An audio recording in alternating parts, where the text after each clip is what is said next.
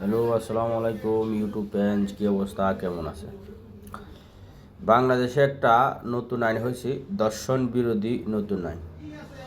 উভয়ের জন্য যথাযথ নয়।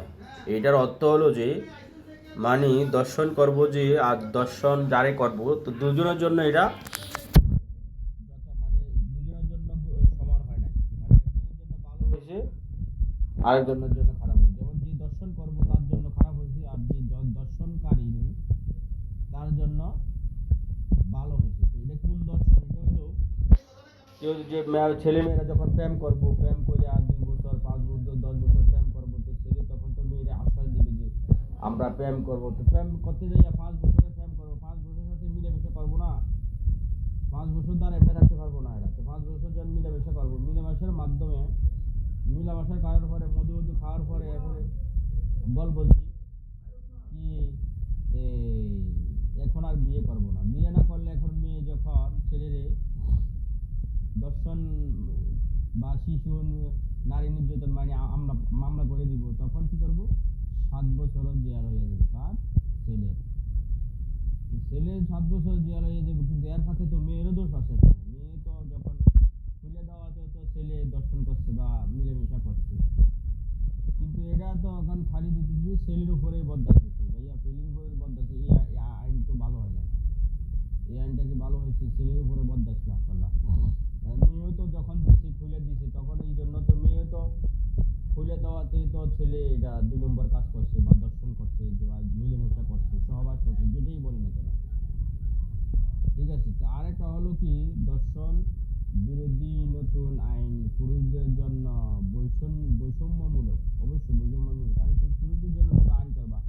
যে বর্তমান আইন করছে আমাদের ডক্টর আসিফ নজরুল স্যার। তো ডক্টর আসিফ নজরুল স্যারের যে সারা বছর শিক্ষকতা করলো, তো কি আইন করলো এটা? এই আইনটা তো দরকার ছিল কমসে কম ছেলেরা সমানভাবে দেওয়া দরকার ছিল, যে দুইজনে যখন মিলেমিশা করবে, 5 বছর 10 বছর ধরে প্রেম করবে, তো এটা এই আইন তো করার দরকার ছিল। তোমরা প্রেম করার দরকার নাই, প্রেম করার দরকার নাই। 5 দিন 10 দিন এর ভিতরে তোমরা পছন্দ হইলে বিয়ে করো, বিয়ে করে এখন প্রেম করো, সহবাস করো, যেটাই করো করো, কিন্তু তোমরা প্রেমের আশ্বাস দিয়ে দিলা, প্রেম করতে অনুমতি দিয়ে দিলে, প্রেম করার পরে এখন মজা নেওয়ার পরে করবো যে আমরা বিয়ে করবো। এখন ছেলের দোষ দিয়ে তো লাভ নাই, তো মেয়েরও দোষ আছে এখানে। তোমরা যে আসিফ নজরুল স্যার যে আইন করছে, আইন বানাইছে, তো এটা তো রং আইন। হ্যাঁ, কি ওই সময় কি ঘুমাই ঘুমাই আইন করছিল? এই আইন করে পাস করছে, এটা রং আইন করছে আসিফ নজরুল। প্রেম করার সিস্টেম দরকার ছিল, প্রেম করার দরকার নাই। তো প্রেম না করলে তোমরা কি হইব? সহবাস হইব না বা দর্শন কাতারও যাইব না। এটা তোমরা প্রেমটা তো বন্ধ করে দেওয়ার দরকার ছিল, ডাইরেক্ট বিয়ে। 5 দিন 10 দিনের ভিতরে বিয়ের সিস্টেম করে, এটা না করে এখন কত যদি ছেলেদের মেয়েদেরকে আশ্বাস দেয়, আর মেয়ে তো আশ্বাস দিতে ছেলেদের যে আমি তোমার সাথে বিয়ে বসবো। এখন দেখেছি 5 বছর মিলামেশা করার পরে এখন আর 5 বছর প্রেম করছে, 5 বছর প্রেমের মাঝে মিলেমিশা করছে, মিলেমিশা করার পরে এখন কি হলো? বনাবনি হয় না, তখন ছেলে বলতে লাগবো না, মেয়ে বলতে লাগবো না। এরপর মেয়ে কি করলো?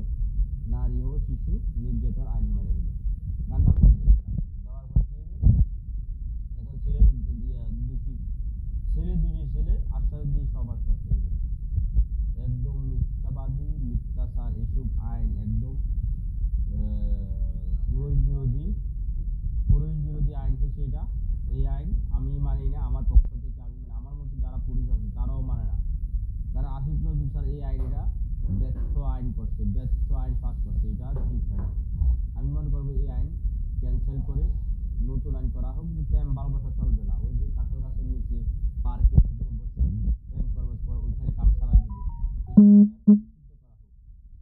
ওইসব প্রেম নিষিদ্ধ করা হোক। 2-4 দিনের ভিতরে কমসে কম কি করবো?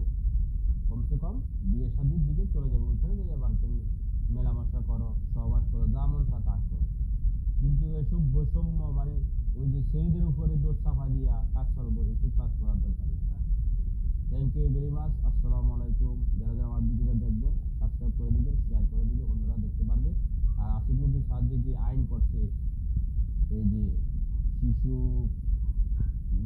নারী নির্যাতন যে আইনটা নতুন 2025-এর, এটা আইন একদম ব্যর্থ আইন, এটা কোনো ভালো হয় না, রং আইন হয়েছে। থ্যাংক ইউ ভেরি মাচ আবারও।